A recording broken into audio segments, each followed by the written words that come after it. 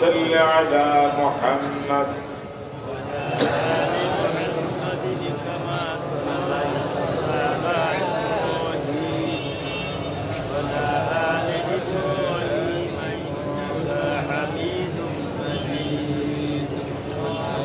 اللهم بارك على محمد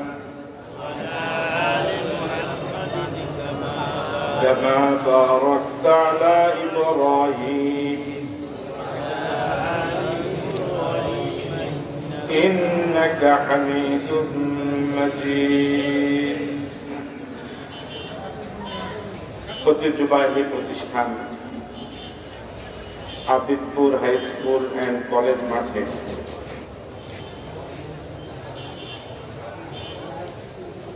আয়োজিত ৭৪তম ৩ দিনব্যাপী দ্বীনি মাহফিলের আজ দ্বিতীয় দিবস। এই মাহফিলের মহতারাম সভাপতি পীর কামেল আলহাজ হযরত আল্লামা আয়াজ আহমেদ জুবাইরি সিদ্দিকী পীর সাহেব জনপুর, আমন্ত্রিত শ্রদ্ধাভাজন হাজরাত উলামায়ে কেরাম, মুরব্বিয়ানে আযম, মাহফিল কমিটির সম্মানিত সদস্যবৃন্দ, আমার প্রিয় যুবক বন্ধুরা, ব্যবসায়ী ভাইরা, পর্দার অন্তরালে শ্রবণরতা শ্রদ্ধা মা এবং বোনেরা, আসসালামু আলাইকুম ওয়া রাহমাতুল্লাহি ওয়া বারাকাতুহু। আমি সকলকে সালাম দিয়েছিলাম, আসসালামু আলাইকুম ওয়া রাহমাতুল্লাহি ওয়া বারাকাতুহু। আপনারা সকলেই ভালো আছেন? আমরা সেই মালিকের শুকরিয়া আদায় করছি যিনি আমাদেরকে ভালো রাখলেন। আজকের এই সুন্দর আয়োজনে শত ব্যস্ততার মাঝেও যে মালিক আমাদেরকে শরীক হওয়ার তৌফিক দিলেন, সে মালিকের দরবারে হৃদয়ের সবটুকু আবেগ এবং ভালোবাসা উজাড় করে কলেমাতুর শুকর আদায় করছি। আমরা সকলে মিলে মুসলমান কণ্ঠে পড়ছি আলহামদুলিল্লাহ। আরো জোরে সোরে মহাব্বতের সাথে উচ্চ আওয়াজে একবার পড়ছি আলহামদুলিল্লাহ।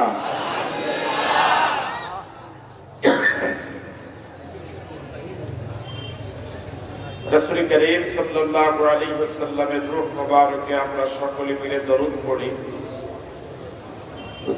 যিনি আমাদের প্রিয় নবী, সর্বকালের সর্বযুগের সর্বশ্রেষ্ঠ নবী,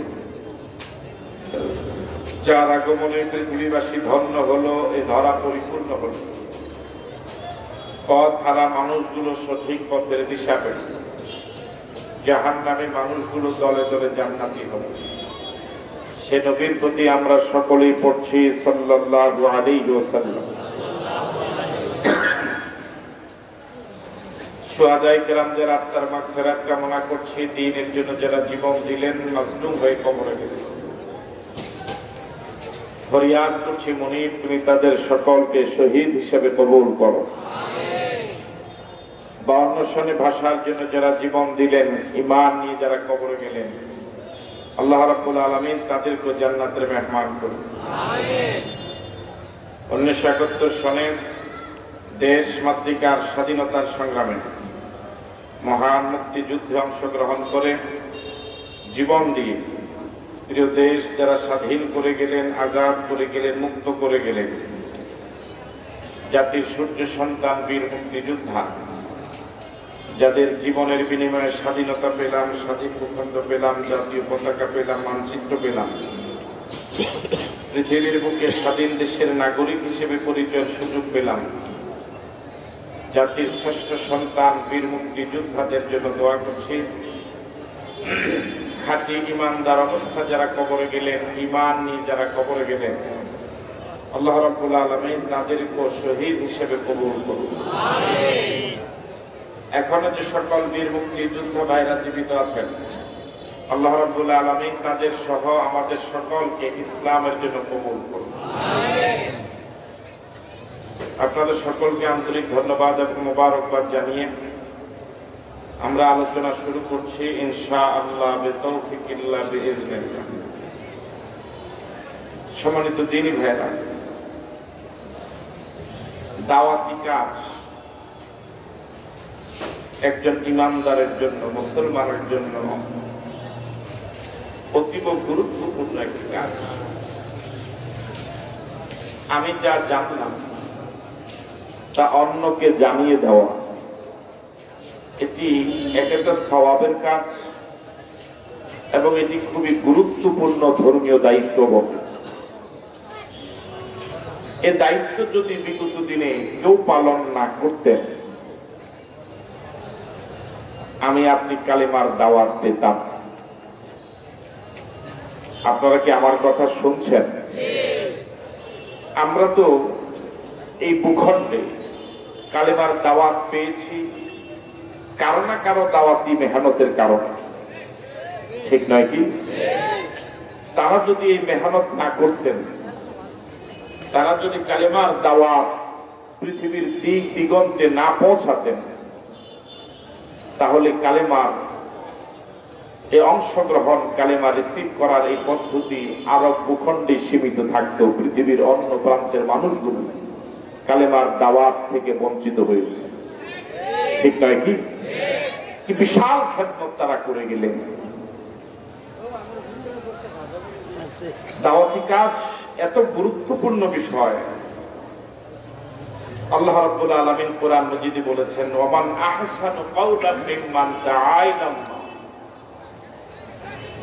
তার কথা কত চমৎকার, কত সুন্দর, যিনি মানুষকে আল্লাহর পথে ডাকে। সুবহানাল্লাহ। সম্মানিত দিনী ভাইরা, রাসূল করিম সাল্লাল্লাহু আলাইহি ওয়াসাল্লাম বিদায় হজে ভাষণ দিয়েছিলেন। 100 লক্ষ সাহাবায়ে কেরাম সে ভাষণে উপস্থিত ছিলেন। বাকিরা কি আমার কথাটা শুনেছিলেন? সুবহানাল্লাহ বলতে ইচ্ছে করলো না? এই পৃথিবীতে পর্যন্ত যত ভাষণ রেকর্ড হয়েছে, যত ভাষণ মানুষ ডেলিভারি দিয়েছে, সবচেয়ে ঐতিহাসিক ভাষণ দিয়েছিলেন রাসূল করিম সাল্লাল্লাহু আলাইহি ওয়াসাল্লাম বিদায় হয়। এই মানের একটি ভাষণও পৃথিবীর কেউ আজ পর্যন্ত ডেলিভারি দিতে পারেনি। রাসূল করিম সাল্লাল্লাহু আলাইহি ওয়াসাল্লামের সেই ঐতিহাসিক ভাষণের একটি ছোট্ট অংশ, ওই অংশটা পৃথিবীর সবচেয়ে প্রভাব বিস্তারকারী কথা। এই ছোট্ট একটি কথা এ পর্যন্ত 1000 বছরে যত প্রভাব বিস্তার করেছে পৃথিবীর মানুষের কাছে, পৃথিবীতে আর কোনো কথা এত প্রভাব বিস্তার করেনি, মানুষের কোনো কথা। রাসূল করিম সাল্লাল্লাহু আলাইহি ওয়াসাল্লাম তার সুদীর্ঘ বিদায় হজের ভাষণের একটি অংশে বলেছিলেন, ফালইউবাল্লিগিশ শাহিদুল গায়বা ওয়া মা শাহিদা। তোমরা যারা আজ এই ময়দানে উপস্থিত আছো, আরাফার মাঠে, আমার এই কথাগুলো যারা আজকের ময়দানে উপস্থিত নেই, অনাগত ভবিষ্যতে যারা আসবে তাদের কাছে এই কথাগুলো পৌঁছে দিও। সুবহানাল্লাহ। এই কথাটা এত প্রভাব বিস্তার করেছে, 1,25,000 সাহাবায়ে কেরামের উপস্থিতির মাঝে রাসূল যে কথাটি বলেছিলেন, উপস্থিত সাহাবায়ে কেরামের মাঝে এমন প্রভাব বিস্তার করেছিল, সিংহভাগ সাহাবায়ে কেরাম এই অংশ শোনার পরে, ভাষণ শোনার পরে ঘর বাড়ি তো যান নাই, বরং সে মাঠ থেকে পৃথিবীর দিক দিগন্তে বিভিন্ন প্রান্তে কালেমার দাওয়াত নিয়ে ছুটে বেরিয়েছে। সুবহানাল্লাহ। 100 লক্ষ সাহাবায়ে কেরামের মাঝে আরব ভূখণ্ডে মাত্র 10,000 সাহাবীর কবর পাওয়া যায়। এ পর্যন্ত গণনা করে মাত্র 10,000 সাহাবায়ে কেরামের কবরের সন্ধান পাওয়া গিয়েছে। তাহলে বাকি 1,15,000 সাহাবায়ে কেরাম কোথায়? তারা পুরা পৃথিবীতে ছড়িয়ে পড়েছিলেন। সুবহানাল্লাহ। অনেকে বাড়িতেও যায় নাই, ঘরেও যায় না, দাওয়াতি কাজে বেরিয়ে গিয়েছে। বাংলাদেশে ইসলাম এর একটি অনেক আদি ইতিহাস রয়েছে, আপনারা ইন্টারনেট জগৎ ঘাটতে পাবেন। সেই ইতিহাস এভাবে লেখা রয়েছে, 3 জন সাহাবী মংলা বন্দর দিয়ে বাংলাদেশে ঢুকেছিলেন ইসলাম প্রচার করার। সম্মানিত দিনী ভাইরা, তাদের সে দাওয়াতের কারণে আজ আমরা মুসলমান হিসেবে পরিচয়ের সুযোগ পেয়েছি। এই দাওয়াতি কাজটা অনেক কঠিন কাজ। আমরা এখন দাওয়াত খাওয়াকে খুব সহজ কাজ মনে করি।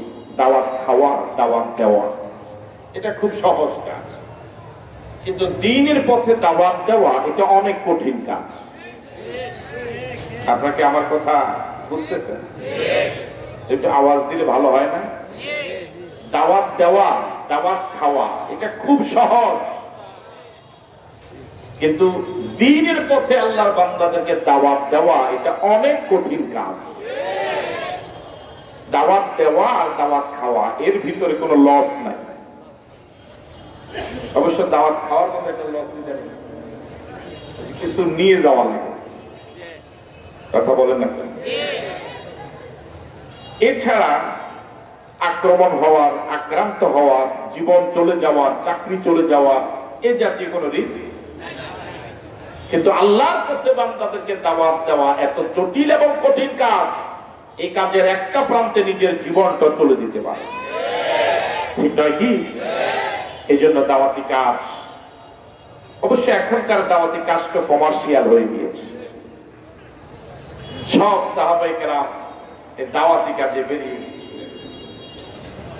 আম্বিয়া আলাইহিস সালাতু ওয়াস সালামকে রব্বুল আলামিন এই দাওয়াতি কাজের দায়িত্ব দিয়ে দুনিয়াতে নবুয়তের দায়িত্ব দিয়েছিলেন। একজন নবীর নাম হযরত নূহ আলাইহিস সালাতু ওয়াস সালাম। নাম কি? আরো আস্তে বলুন, নাম কি? 950 বছর তিনি হায়াত পেয়েছিলেন। 950 বছর, সুবহানাল্লাহ। এই 950 বছর দাওয়াতি কাজ করেছেন বিরামহীন গতিতে। মাত্র 80 জন আল্লাহর বান্দা বান্দি কালেমা পড়েছেন। 950 বছরে মুসলমান হয়েছিল কয়জন? আরো আসতে বলুন। উনি সফল না ব্যর্থ? 100% সফল। সুবহানাল্লাহ। কে কালিমা রিসিভ করলো, কে করলো না, এটা নবীর দায়িত্ব নয়। দায়িত্ব হলো দাওয়াতি কাজ আমি করলাম কিনা, এটা হলো কাজ, ঠিক নয় কি? উনি বিরামহীন গতিতে দাওয়াতি কাজ করেছেন, উনি সফল, কিন্তু যারা রিসিভ করতে পারে নাই তারা ব্যর্থ, ঠিক নয় কি? বর্তমান সময়েও যারা দাওয়াতের ময়দানে রয়েছে পৃথিবীর বিভিন্ন প্রান্তে, কত কঠিন জীবন তাদের, যারা হক কথা বলে আর যারা খুব মিষ্টি মিষ্টি কথা বলে দাওয়াত দেয়, এদের কোনো ঝামেলা নাই। দাওয়াত খাওয়া যেমন নিরাপদ, মিষ্টি মিষ্টি দাওয়াত দেওয়াও তত নিরাপদ, ঠিক নয় কি? আসুন, হযরত নূহ আলাইহিস সালাতু ওয়াস সালাম দাওয়াতের জিন্দেগিতে কি পরিমাণ জুলুম নির্যাতনের শিকার হয়েছিলেন, তিরস্কারের শিকার হয়েছিলেন, তথ্য সন্ত্রাসের শিকার হয়েছিলেন, আমরা সে বিষয়ে সরাসরি কোরআন মজিদ থেকে আপনাদের সামনে উপস্থাপন করব ইনশাআল্লাহ। আপনাদের হাজারো জনতার কাছে প্রশ্ন, এই হাজার হাজার বছর আগের সেই ঘটনা, নূহের জীবনের সেই ঘটনা, হাজার হাজার বছর পরে আমাদেরকে শোনানোর পিছনে কোনো কারণ আছে না নাই? কথা বলুন, আছে না নাই? কারণ হলো এখনো যারা দ্বীনের পথে দাওয়াতি কাজের ময়দানে নেমে পড়বে, বিগত দিনে যারা এই জাতীয় দাওয়াতি কাজে নেমে জুলুম নির্যাতনের শিকার হয়েছে, এখনো সেরকম জুলুম নির্যাতনের শিকার হয়। রাস্তে বলে মায়ের আসা শুরু, ঠিক নয় কি? এই জন্য আল্লাহ পাক অতীত ইতিহাস স্থাপন করে এই ময়দানে যেন ধৈর্যের সাথে টিকে থাকা যায়, এই ময়দান থেকে যেন ঘরে ঢুকে না যায়, এই জন্য আল্লাহ পাক কোরআন মজিদের পরতে পরতে ঐতিহাসিক সেই ঘটনাগুলো উপস্থাপন করে। এত জুলুম নির্যাতনের পরেও কোন নবী ঘরে ঢুকে যায় না।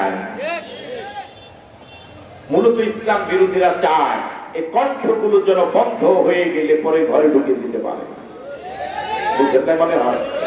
সারা পৃথিবী ইসলাম বিরোধীদের মূল টার্গেট হলো কণ্ঠগুলোকে বন্ধ করে দিয়ে ওদেরকে ঘরে বসায়া দেওয়া। ঘরে ঢুকে গেলেই ওরা সফল। ঘরে ঢুকা যাবে না, কণ্ঠকে দারাজ করা লাগবে, কণ্ঠকে চালু রাখা লাগবে। রাজি আছেন তো? আপনারা তো এখনই বন্ধ করে দিলেন, কণ্ঠ চালু রাখা যাবে? আল্লাহ রাব্বুল আলামিন বলেন,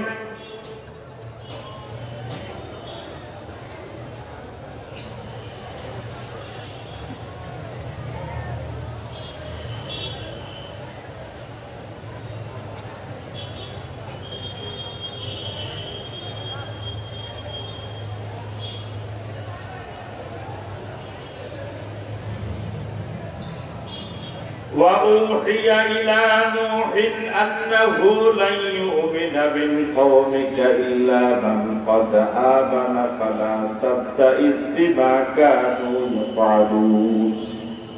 সূরা হুদ। কোন সূরা? আওয়াজ দিয়ে বলুন, কোন সূরা? বলুন হুদ। আবার বলুন হুদ। আরেকবার বলুন হুদ। কোরআন মাজিদের 11 নম্বর সূরা।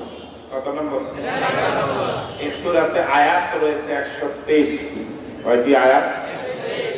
রুকু রয়েছে 10টি। কয়টি রুকু? 10টি। এই সূরা রাসূল করিম সাল্লাল্লাহু আলাইহি ওয়াসাল্লামের হিজরতের আগে নাযিল হয়েছিল, এজন্য সূরাটিকে বলা হয় মাক্কিয়া। আমি আবার বলছি, সূরার নাম হুদ, আয়াত 123, রুকু 10, ক্রমিক নাম্বার 11, সূরাটি মাক্কি। জবাব পাওয়া যাবে? সূরার নাম হুদ, আবার বলুন হুদ, আয়াত 123, রুকু।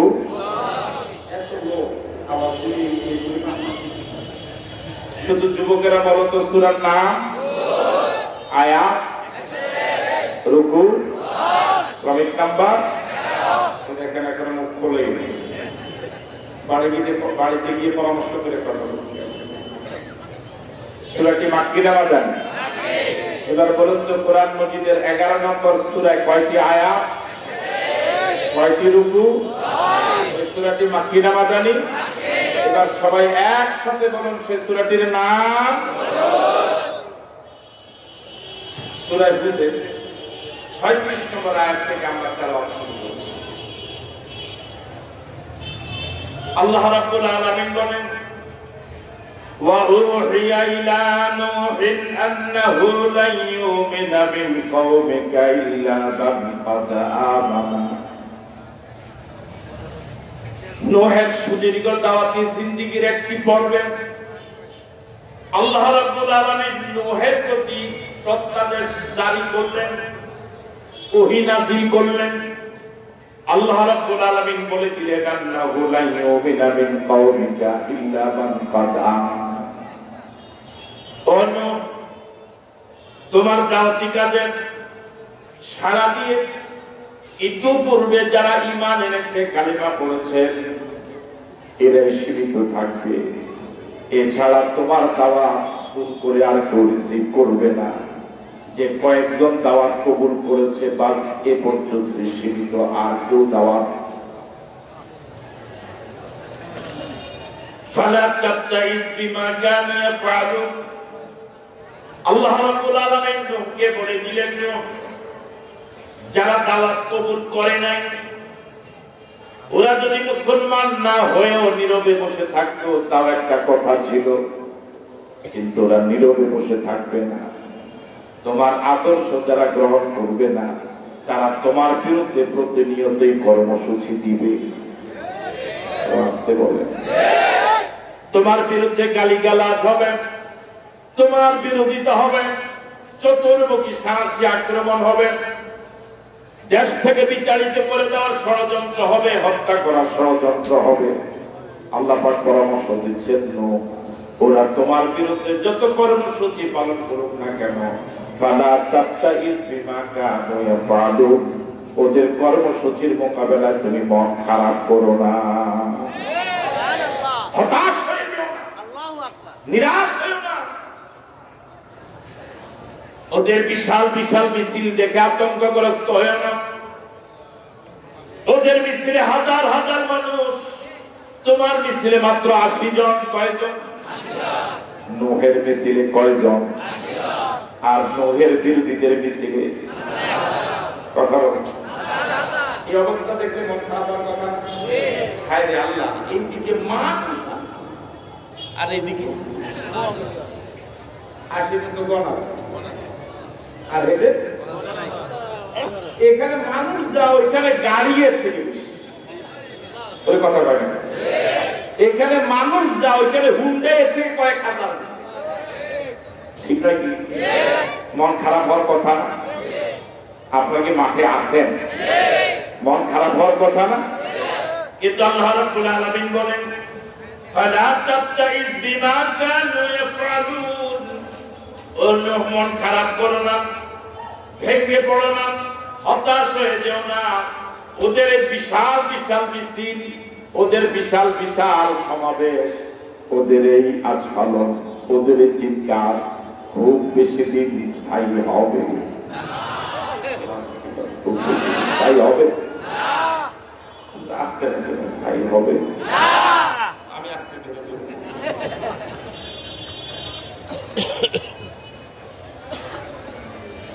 মাঠে আসতে আপনারা দাওয়াত দিতে গিয়ে হযরত নূহ কি পরিমাণ কষ্ট করেছেন সূরা নূহে আল্লাহ তুলে দিয়েছেন। ক্বালা রাব্বি ইন্নী দা'আতু কওমি লাইলান ওয়া নাহারা। সূরা নূহ আল্লাহ রাব্বুল আলামিন হযরত নূহের সেই কথা কোট করলেন যে সূরার নাম সূরা নূহ। হযরত নূহ বলেন ক্বালা রাব্বি ইন্নী দা'আতু কওমি লাইলান ওয়া নাহারা। আল্লাহ আপনি আমাকে দায়িত্ব দিয়েছেন আল্লাহর বান্দাদেরকে আল্লাহর পথে ডাকার জন্য, নবুয়তের দায়িত্ব দিয়েছেন। এই দায়িত্ব পাওয়ার পর আপনার বান্দাদেরকে আমি দিনেও ডাকি, রাতেও ডাকি। আল্লাহু আকবার। এখন আমরা যারা ওয়াজ করি, আমরা তো বলি আল্লাহ বান্দাদেরকে আল্লাহ দিতে ডাকি, এটা বলি না? কিন্তু আমরা ডাকি রাতের বেলা, তাও 1 ঘন্টা। কথা বলে না? বড় জোর 1 লাখ টাকা। কথা বলে হয় 1 ঘন্টা না হয় কিন্তু টাকা। হযরত নূহ এভাবে বেছে বেছে দাওয়াত দিতেন না। তিনি বলেন ক্বালা রাব্বি ইন্নী দা'আতু কওমি লাইলান ওয়া নাহারা। ও আল্লাহ, এই মানুষদেরকে আমি দিনেও ডাকি, রাতেও ডাকি। আমি সব সময় এদেরকে দাওয়াত দিই। ওদেরকে যে ময়দানে আমি দাওয়াত দিই সেখানে প্যান্ডেল নাই, স্টেজ নাই, লাইটিং নাই, মাইক নাই, পোস্টার নাই, হ্যান্ডবিল নাই, গাড়ি ভাড়া তো অগ্রিম দিবে না, আসার পরেও তো পরিশোধ করবে না, হাদিয়া নাই, খাওয়ার কোনো ব্যবস্থা নাই। নিজ দায়িত্বে আমি তোমার বান্দাদেরকে দিয়েও ডাকি, রাতেও ডাকি।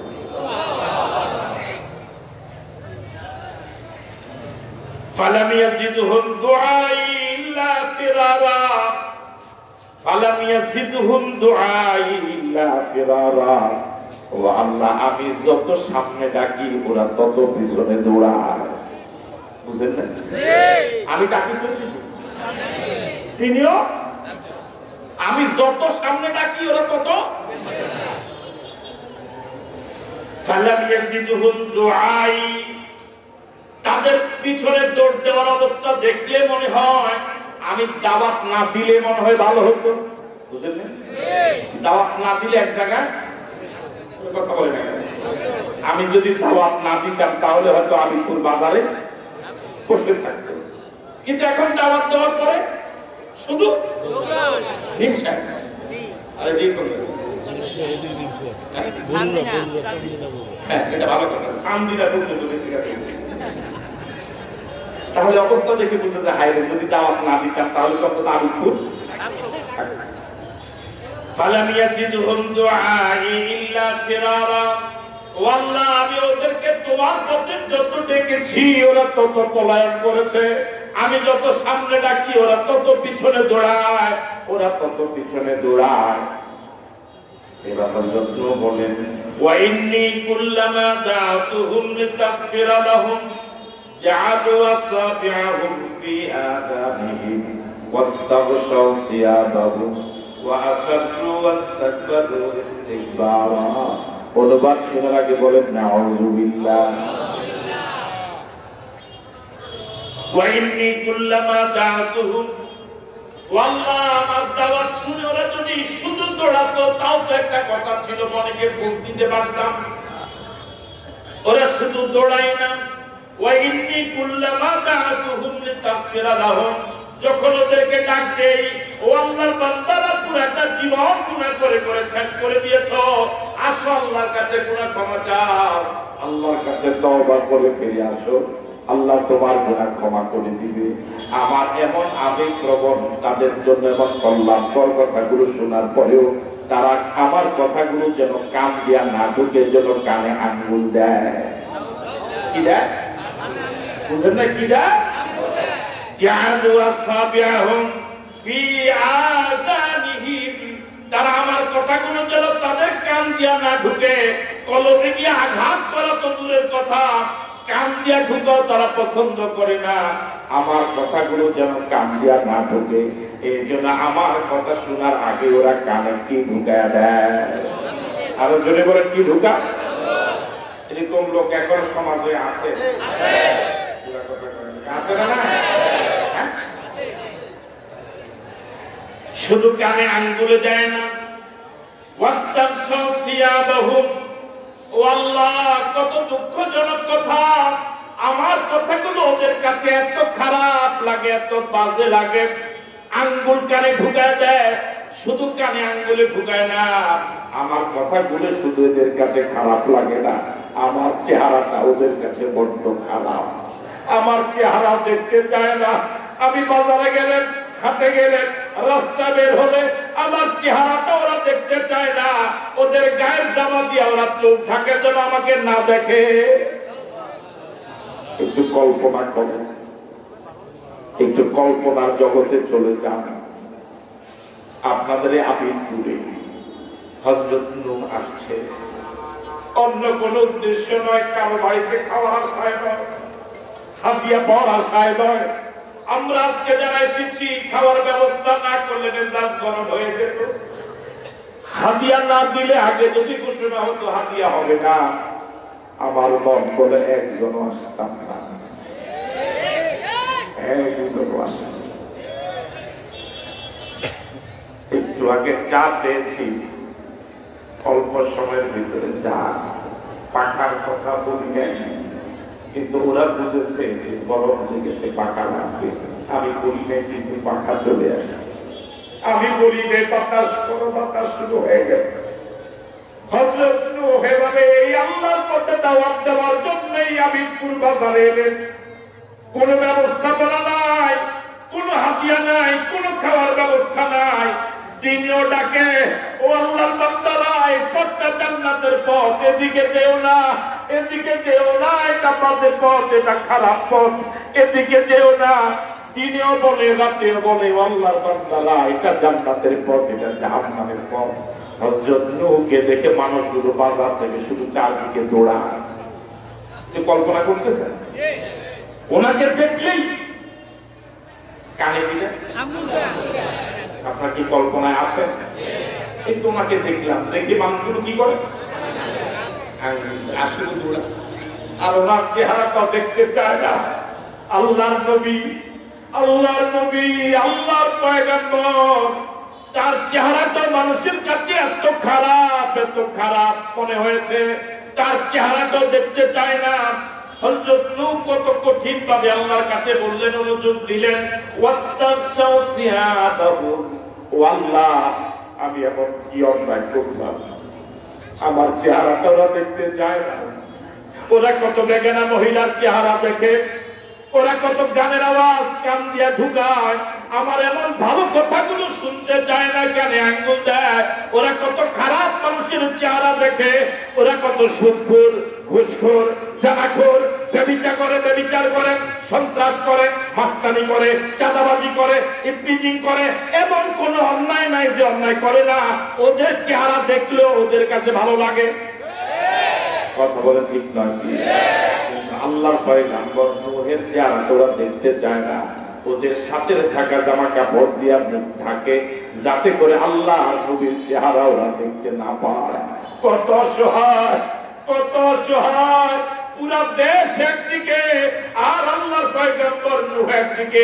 হাটে যায়, বাজারে যায়, পথে যায়, প্রান্তরে যায়, সর্বত্রই বলে লা ইলাহা ইল্লাল্লাহ, লা ইলাহা ইল্লাল্লাহ।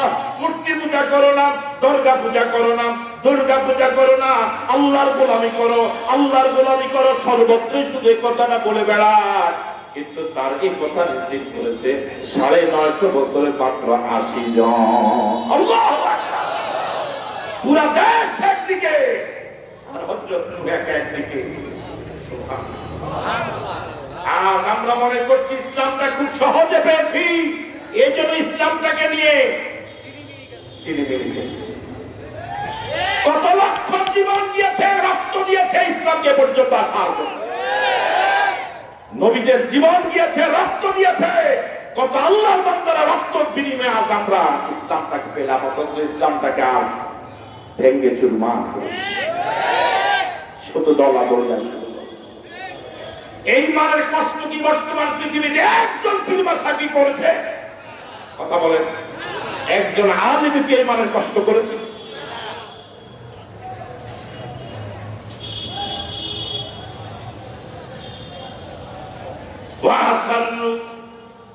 তারা শুধু চেহারা মুখ দিয়ে থাকে না। এবার আপনাদের হাজার জনতার কাছে প্রশ্ন করি, আমরা দাওয়াতি কাজে বের হওয়ার পর যদি কেউ কানে আঙ্গুল দেয়, আমার চেহারাও দেখতে না চায়, আর কে এই এলাকায় আসবো? সবাই না। আয়োজক 10 জন, এর ভিতরে সভাপতি আমার সাথে কথা বলে নাই, সেক্রেটারি আমাকে দেখে অন্যদিক চলে গেছে। এই মাহফিলটার সামনে আর আমার গালিও দেয়। কথা কয় শুধুমাত্র আমি ওনার কাছ থেকে যে ব্যবহার কামনা করেছি, যে দেখলে আমাকে জড়ায় করবে, মুসাফা করবে, হুজুর কেমন আছে, এতটুকু আমি শুধু এতটুকু না পাওয়ার কারণে ডায়েরি থেকে মাহফিল আর আসতে পারে, ডায়েরি থেকে মাহফিল। আর হযরত নূহের অবস্থা হলো স্টেজ তো নাই, প্যান্ডেল লোকও জায়গা দেয়, বাজারে দেখলে জড়ায়। এরপরও দাওয়াতের ময়দান ত্যাগ করে না, এরপরও দাওয়াতের ময়দান ত্যাগ করে।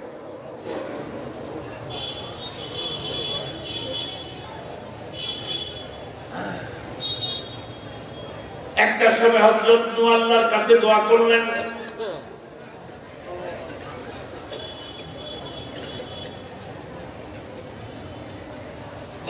قال نوح رب لا تذر على الأرض من الكافرين ديارا إنك إن تذرهم يضلوا عبادك ولا يلدوا إلا فاجرا كفارا। অনুবাদ শোনার আগে বলেন আল্লাহু আকবার। 3-24 ঘন্টা দাওয়াতের ময়দানে বিরামহীন গতিতে, বিরতিহীন গতিতে শুধু দাওয়াত দেয়, মানুষগুলো শুধু পালায়, কানে আঙ্গুল দেয়, চোখে পর্দা দেয়, গালিগালাজ করে।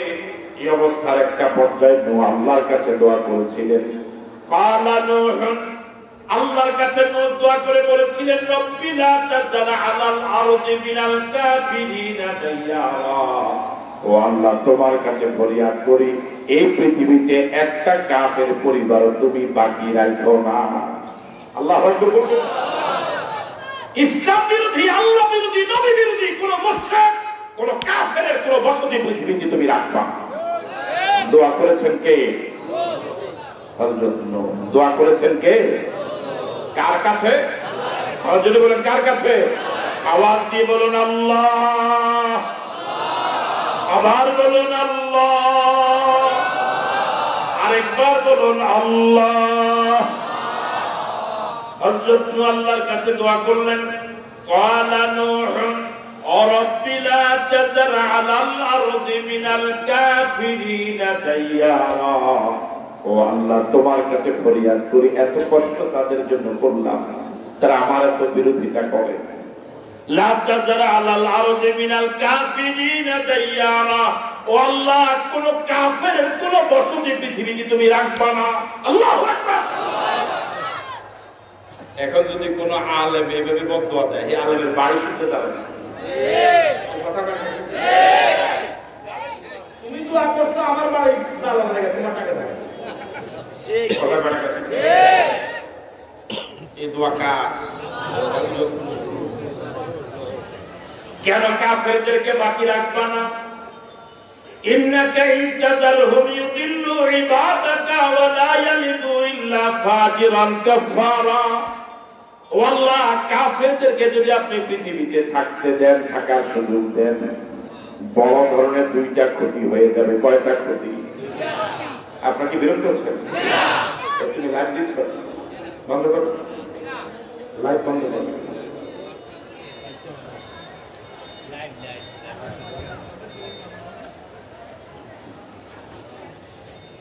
আল্লাহ কাফেরদেরকে যদি পৃথিবীতে থাকতে দেন, বড় ধরনের ক্ষতি হবে। কয়টা? জোরে বলুন না, কয়টা? এক, ইউদিল্লু ইবাদাকা। আল্লাহ, কাফেররা যদি পৃথিবীতে বসবাসের সুযোগ পায়, ওরা তোমার বান্দাদেরকে পথভ্রষ্ট করে ছাড়বে। এক এলাকায় যদি একজনও থাকে,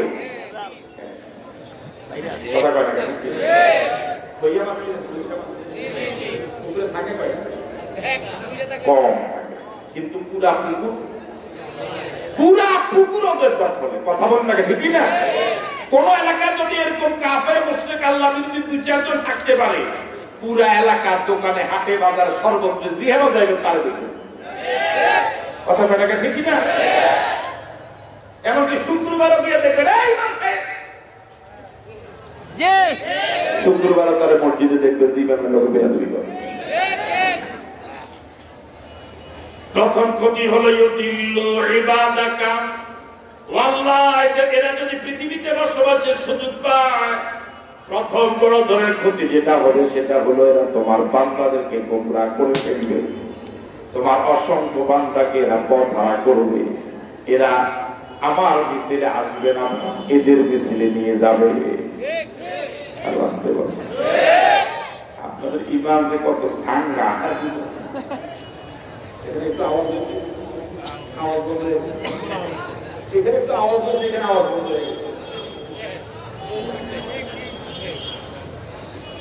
এ হলো প্রথম ক্ষতি। দ্বিতীয় ক্ষতি হলো ওয়ালা ইয়ালিদু ইল্লা ফাজিরান কাফারা। আল্লাহ, কাফের এবং মুশরিকরা যদি পৃথিবীতে থাকার সুযোগ পায়, এদের ঘরে যারা জন্ম নেবে তারাও তাদের দলীয় কর্মী হবে। কথা বলে ঠিক না? তাহলে এদের পরবর্তী প্রজন্ম তোমার বিরোধী হবে, আল্লাহ ওরাও কাফের হবে। সুতরাং পরবর্তী প্রজন্ম যেন মুশরিক না হয়, কাফের না হয়, আল্লাহ বিরোধী না হতে পারে, এই জন্য এদের বংশ সাফ করবে। দোয়া করেছেন কে? কার কাছে? আর যদি বলেন কার কাছে? আল্লাহ রাব্বুল আলামিন নূহের দোয়া কবুল করলেন। আল্লাহু আকবার বলবেন। দোয়া করেছেন নূহ, কবুল করলেন কে? আল্লাহ রাব্বুল আলামিন নূহের দোয়া কবুল করলেন। এবার পৃথিবীর সব কাফের ধ্বংস হয়ে যাবে, আল্লাহ পাক ব্যবস্থা শুরু করলেন। সুবহানাল্লাহ। একজন কাফের পৃথিবীতে থাকবে না। শুনতে রাজি আছেন? আল্লাহ রাব্বুল আলামিন বলেন, ওয়াসনাইল ফুলকা। ও নূহ, তুমি দোয়া করেছো পৃথিবীর সব কাফের যেন ধ্বংস হয়ে যায়। আমি তোমার দোয়া কবুল করেছি। আমি সিদ্ধান্ত নিয়েছি পৃথিবীতে একজন আল্লাহ বিরোধী আমি রাখবো না। আল্লাহু আকবার। তবে এর জন্য সব কাফেরকে ধ্বংস করার জন্য একটা সিদ্ধান্ত বাস্তবায়নের জন্য একটা ব্যবস্থাপনা করা লাগবে, একটা প্রক্রিয়ায় আগানো লাগবে। আমার ভাইরা, আল্লাহ পাক যদি সিদ্ধান্ত নিতেন সব কাফেরদেরকে একটা হুকুমে তো মেরে ফেলতে পারতেন, পারতেন কিনা? আল্লাহ পাক ওই পদ্ধতি অবলম্বন করেন নাই, বরং ধীরে ধীরে একটা পদ্ধতি অবলম্বন করে একটা সিস্টেমে তাদেরকে কি করেছেন। তাই বোঝা গেল পৃথিবীর সব আল্লাহ বিরোধীদেরকে ধ্বংস করার জন্য প্রক্রিয়ার মাধ্যমে আগাতে হবে। আল্লাহ পাক আপনাকে আপনার দোয়া কবুল করে সবাইকে ধ্বংস করে দিবেন, আপনি শুধু দোয়া করবেন খানকায় বসে বসে, এই সিস্টেম আল্লাহর নাই। কথা কয় না, আপনি শুধু দোয়া করবেন আল্লাহ ওদেরকে ধ্বংস করে দেন। আল্লাহ পাক এই সিস্টেম আল্লাহর কাছে। এখানে এই দোয়া বাস্তবায়ন হওয়ার জন্য মানুষেরও কিছু ভূমিকা রাখা। আল্লাহ রাব্বুল আলামিন বলেন ওয়াসনাইল ফুলকা বিআয়ুনিনা, পৃথিবীর সব আল্লাহ বিরোধীদেরকে ধ্বংস করার জন্য একটা কিস্তি বানাও। কি বানাও? কিস্তি। আরো জোরে বলেন কি বানাও? কিস্তির কথা কোরআন মাজিদে আছে না নাই? বিআয়ুনিনা, এই কিস্তিটা তোমার পরিকল্পনা অনুযায়ী বানালে চলবে না। বিআয়ুনিনা, আমার প্রত্যক্ষ মদদে বানানো লাগবে। ওয়াহিনা, এবং আমার নির্দেশনার আলোকে বানানো লাগবে। ওহির ভিত্তিতে আমি যেভাবে নির্দেশনা দিব সেভাবে বানানো লাগবে। সুবহানাল্লাহ। ওয়ালা তুখাতিবিনি ফিল্লাযিনা যালামু, ও নূর তোমাকে অগ্রিম সতর্ক করে দিচ্ছি, তুমি নিজে দোয়া করেছো কাফেরদেরকে ধ্বংস করার জন্য, জালেমদেরকে ধ্বংস করার জন্য। আমিও তোমার দোয়া কবুল করেছি, সিদ্ধান্ত নিয়েছি ওদেরকে পৃথিবীর জমিনে আর বাকি রাখবো না। প্রথম পদ্ধতি হলো ওদেরকে ধ্বংস করার জন্য একটা কিস্তি বানানো লাগবে। তোমাকে আদেশও দিয়েছি কিস্তি বানাও। তবে ওরা যখন ধ্বংস হয়ে যাওয়া শুরু হবে তখন ওদের কারো কারো প্রতি তোমার মায়া লাগতেও পারে। আহারে সুগত ভাই, ওই কথা কয় না, আহারে চাচাতো ভাই, আমার বিরুদ্ধে মামলা না হয় 50টা দিছে, কি আহারে, ওই কথা কয় না, তো মায়া লাগে। কি লাগে? মায়া লাগে। বুঝেন কিছু? যখন ধ্বংস হওয়া শুরু হবে তখন কোন জালেমের পক্ষ নিয়ে আমি আল্লাহর কাছে কোনো কথা বলতে পারবো না। আল্লাহু আকবার। আল্লাহ পাক ধ্বংস হওয়ার পর আগে নূহকে সতর্ক করলেন, নূহ যখন সব ধ্বংস হয়ে যাবে তখন এর মাঝে কারো কারো প্রতি তোমার মায়া লাগতে পারে, কোন জালেম তার প্রতি মায়া রাখা যাবে না, তার ব্যাপারে আল্লাহর কাছে কোনো সুপারিশ করা যাবে না। রাজি আছো মুসলমানেরা? যুবকেরা রাজি আছো? কারা কারা রাজি? দুই হাত তুলে দেখাও।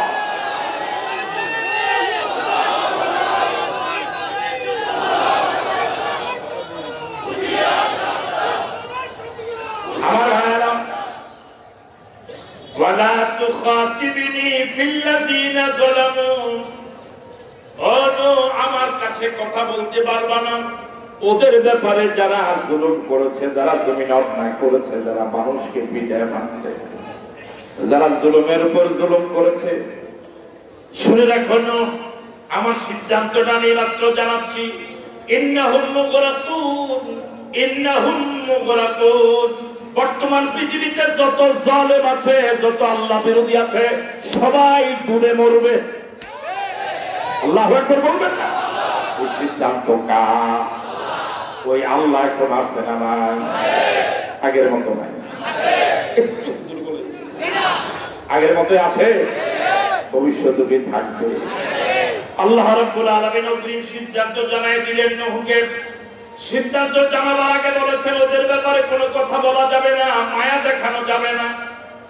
ইন্নাহুম মুগরাকুন, তুমি জেনে রাখো নিশ্চয়ই সব জালেমেরা, সব আল্লাহ বিরোধীরা পানিতে ডুবে মরবে। আল্লাহু আকবার।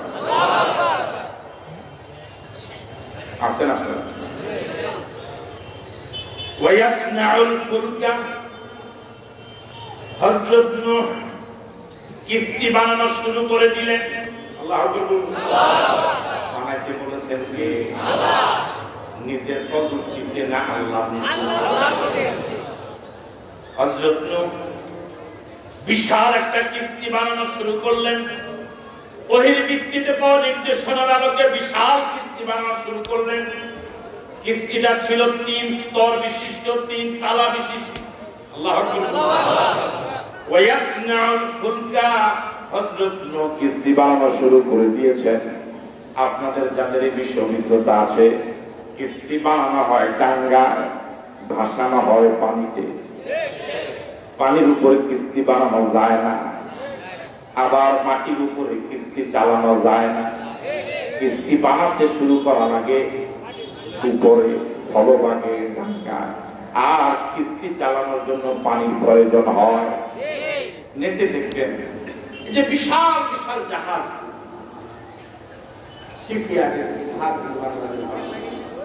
এগুলো বানায় উপরে। এটা পানিতে নামানোর বিভিন্ন পদ্ধতি আছে।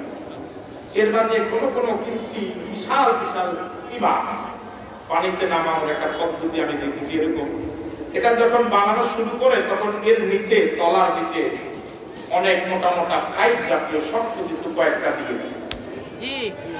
এটা একদম সাগরের পাড়ে বানায়। যখন বানানো শেষ হয়, আবার এই পাইপগুলো, ফিলারগুলো দুপাশে পিছনে কোনো শক্ত খুঁটিতে, মোটা খুঁটিতে বেঁধে আসে। যখন বানানো শেষ হয়ে যায় তখন রশিটা কেটে দেয়, ওই ফিলারগুলো গড়িতে গড়িতে সব নিজে নিজে চলে যাবে। আল্লাহু আকবার। ওয়ায়াসনাউল ফুলকা, হযরত নূহ কিস্তি বানানো শুরু করেছেন পানিতে না ডাঙ্গায়? জোরে বলেন। জলে না স্থলে? আমার ভাইরা, এত বিশাল কিস্তি কি একদিনে বানিয়ে ফেলছে না অনেক দিন লাগবে? সকালেও বানায়, দুপুরেও বানায়, বিকালেও বানায়। হযরত নূহ যে বিশাল ময়দানে কিস্তি বানানো শুরু করে দিয়েছিলেন, ওই জায়গার আশেপাশে দিয়ে অসংখ্য মানুষ প্রতিদিন যাতায়াত করে। তখন কোন জায়গায় হযরত নূহ কিস্তি বানানো শুরু করে নাই, মানুষের নজর। ঠিক আছে কথা? আপনাদের এই মাঠে কিস্তি বানানো শুরু হয়ে গেল, আছেন আপনারা? কথা বলে না, আছেন? কোন মাঠে? এই মাঠে কিস্তি বানানো শুরু হয়ে গেল। এই রাস্তা দিয়ে মানুষ যায়, এই রাস্তা দিয়ে যায় না, এদিক দিয়েও যায়, এদিক দিয়ে যায়। যাওয়ার সময় কিস্তি বানানোর কাজটা কি নজরে পড়ে? আল্লাহ রাব্বুল আলামিন বলেন, ওয়া কুল্লামা মাররা আলাইহি মালাউন মিন কওমিহি সাখিরু মিন। হযরত নূহের কিস্তি বানানো চলাকালীন সময় কিস্তির পাশ দিয়ে যখন তার এলাকার নেতারা, মাতবরেরা যখন যায়, মালাউন শব্দের অর্থ হলো নেতা, মালাউন শব্দের অর্থ হলো মাতবার, মালাউন শব্দের অর্থ হলো এটা ভাব আছে আলাদা। বুঝেন নাই কথা? মালাউন মানে ভাবই আলাদা, নেতা না। দেখে বললাম, ওয়া কুল্লামা মাররা আলাইহি মালাউন, যখন কিস্তি বানানোর পাশ দিয়ে এলাকার দায়িত্বশীল নেতারা, বড় বড় মাতবারেরা যায়, মিন কওমিহি, নূহের বংশের লোকেরা, সাখিরু মিনহু, হযরত নূহের কিস্তি বানানো দেখে তারা নূহকে ঠাট্টা করে, মস্কার করে। বুঝলেন? যে সময় নূহ কিস্তি বানানো শুরু করেছেন, ওই সময় কিস্তি বানানোর পানি তো দূরের কথা, খাল বিলে স্বাভাবিক পানি নেই। এই কিস্তি চালাবে কোথায়? তো ঠাট্টা তো করারই কথা। কথা বলে ঠিক নয় কি? কিভাবে ঠাট্টা করে? কিও মূল ভাই, এটা চালাইবার কই? তো কথা বলে এত বড় কিস্তি, এটা চালাইবার কই? যেমন কোন হুজুর যদি ভোটে দাঁড়ায়, তো অনেকে ঠাট্টা করে, হুজুর এত বড় থাকবে। কথা বলে এটা কি তার ভোট বেশি, এটা বুঝাইলো না, ঠাট্টা করলো। উনি খাড়াইছে ভোট, খাড়াইছে নির্বাচন, এর মাসে হোদা থেকে পাস করলে খাড়ায়। এখন হুজুরে খাড়াইছে নির্বাচন, বাজারে গেলে জিগায়, হুজুর একটি ভোট কই রাখবেন, রাখবেন। এটা কি ঠাট্টা করেন? ঠাট্টা করেন? ওয়া কুল্লামা মাররা আলাইহি মালাউন মিন কওমিহি, নূহের বংশের নেতৃবৃন্দ যখন নূহ কিস্তি বানানোর পাশ দিয়ে যখন যাতায়াত করে, সাখিরু মিনহু, নূহকে দেখে তারা, এই অবস্থা দেখে তারা ঠাট্টা করে, মস্কারা করে। কিও নূহ চালাইবার কালা প্রতিদিন এভাবে ঠাট্টা করে, প্রতিদিন এভাবে মস্কারা করে, মোল্লা বলে, কাঠমোল্লা বলে, জঙ্গি বলে, ঠিক কি? আবার কেউ কেউ আরে মাতিস না, তাহলে তো তাকে কথা বলে ঠিক কি? আমি আগেও কইছি মাথা ঠিক নেই, দেখছি যে মাথা ঠিক নেই, খানার ফান্দে হাতে কিস্তি বানা ওই কথা বলে ঠিক কি না? অর্থাৎ যার মুখ দিয়া যায় তাই শুনতেছেন আপনারা, বলেন দেখতেছেন কি অসহায়। আচ্ছা এইভাবে একদিন দুই দিন সকালে বলে, বিকালে বলে, জঙ্গি বলে, মানবতা বিরোধী বলে, কাঠমোল্লা বলে, মোল্লা বলে, খরাইটা বলে, আর কি করে? আর কি করে? আর জায়গা নাই, আর কয় না। এভাবে প্রতিদিন আপনি কি দুই একদিনও কি জবাব দিতেন না? কি ভাই কথা বলেন না, সব দিন শুনে যাবেন, একদিন জবাব দিবেন না। এবার একদিন হযরত নূহ জবাব দিলেন, ক্বালা ইন তাসখারু মিন্না ফাইন্না নাসখারু মিনকুম কামা তাসখারুন। আল্লাহু আকবার। দীর্ঘদিন হযরত নূহ তাদের ঠাট্টা শুনে গেলেন, চলো ধৈর্যের পরিচয় দিলেন, কোনো জবাব দিলেন না। প্রতিদিন ওরা ঠাট্টা করে, মস্কারা করে, ব্যঙ্গ করে, ইত্যাদি করে। হযরত নূহ শুধু কান দিয়ে শুনে আর আল্লাহর নির্দেশ শুধু পালন করে। একদিন হযরত নূহ জবাব দিলেন, ক্বালা ওয়া মালাকা নেতারা শুনো, ও নেতারা শুনো, ইন তাসখারু মিন্না ফাইন্না নাসখারু মিনকুম। ইন তাসখারু মিন্না, আজ আমাকে পানিবিহীন কিস্তি বানানো দেখে যদি তোমরা ঠাট্টা করো, ইনশাআল্লাহ এমন একটা সময় আল্লাহ পাক আমাদেরকে সুযোগ দিবেন, আমরা তোমাদেরকে ঠাট্টা করতে পারবো। জোরে বলেন আল্লাহু আকবার। তখন বুঝবা কত ধানে কত চা। এখন টের পাও না, না এখন টের পাও। ইন তাসখারু মিন্না, ও এলাকার নেতারা, ও এলাকার মাতবারেরা, ও মুসল্লারা, ও টাকাওয়ালারা, ও মাতবারেরা, ইন তাসখারু মিন্না, যদি আমাদেরকে নিয়ে এখন তোমরা ঠাট্টা করো, ফাইন্না নাসখারু মিনকুম কামা তাসখারুন, আজ আমাদেরকে যেভাবে ঠাট্টা করছো, আল্লাহ পাক আল্লাহ চাহে তো এই ঠাট্টার জবাব আমরা একদিন দিতে পারবো। যুবকেরা রেডি? রাজি আছো? জবাব দিতে হবে ইনশাআল্লাহ। ফাইন্না নাসখারু মিনকুম, নিশ্চয় আমরা জবাব দেব, আমরা কড়াই ঘন্টা হিসাব নেব। ফাসাউফা তাআলামুন, তখন বুঝবা খেলা কার ঘর। এটা সেই আয়াতের উপরে ফাসাউফা তাআলামুন, অচিরে বুঝবা কত ধারে কত চা। অচিরে বুঝবা, খুব বেশি দেরি না, ফাসাউফা খুব অচিরে বুঝবা লাভ কার ঘর। মাঠে আসেন, চুপ হয়ে গেলেন যে আপনার, নাকি বেশি চিন্তায় পড়ে গেছেন? আল্লাহকে এগুলো কইছি কিনা চিন্তায় পড়ে গেছেন? আমি তো সূরা বলে দিলাম, আয়াত বলে দিলাম, বাড়িতে গিয়ে দেখেন। ফাসাউফা তাআলামুন, ফাসাউফা তাআলামুন, ফাসাউফা তাআলামুন। সূর্য কিন্তু আগের দিনও টের পায় নাই, পরের দিন টের পেয়ে গেল। কথা কয় না? ফাসাউফা তাআলামুন, মান ইয়াতিহি আযাবুন ইখযিহি ওয়া ইউহিল্লু আলাইহি আযাবুন মুকিম হাত্তা ইযা জাআ আমরুনা ওয়া ফারাতান নূর কুল নাহমিল ফীহা মিন কুল্লি যাওজাইনি ইসনাইনি ওয়া আহলাকা ইল্লা মান সাবাকা আলাইহিল কওল ওয়া মান আমানা ওয়া মা আমানা মা'হু ইল্লা কলিল। আল্লাহু আকবার। কিস্তি বানানো শেষ আছে আপনার? কিস্তি বানানো শেষ। কিস্তি বানানো শেষ পর্যায়ে হযরত নূহ কি দিছে? মাঝামাঝি দেয়, আবার এমনি দুই কিস্তি বানিয়ে না, ওই কথা কথা ঠিক। এগুলো তো বিশ্বাস নেই, এই জন্য কিস্তি যখন বানানো কি হয়ে গেছে, কিস্তি বানানো শেষ মানে আল্লাহর আযাব কি হবে? সুতরাং এখন একটা ফেক দিয়ে দেওয়া না, ঠিক আছে না কথা? হাত্তা ইযা জা আমরুনা, কিস্তি বানানো যখন শেষ, রেডি হয়ে গেছে না হয় না?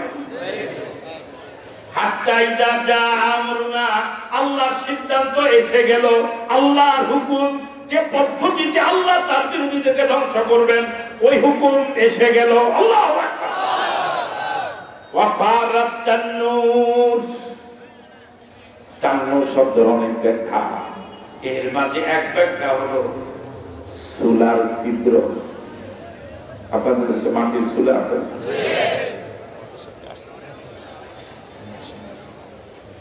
মাটির চুলা আমাদের দেশে এক চৌকো আছে, আবার দুই চৌকো আছে, আবার ধান সিদ্ধ করার জন্য